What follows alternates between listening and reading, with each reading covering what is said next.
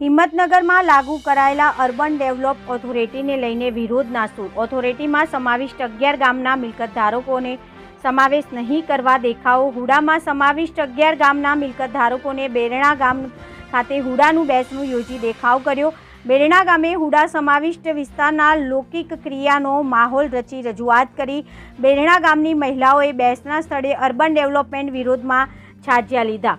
બેરણા, કાટવાડ, બોરિયા, પરબડા, નવા પાણપુર, સૌગઢ સહિતના મિલકત ધારકો દર્શાવી રહ્યા છે વિરોધ।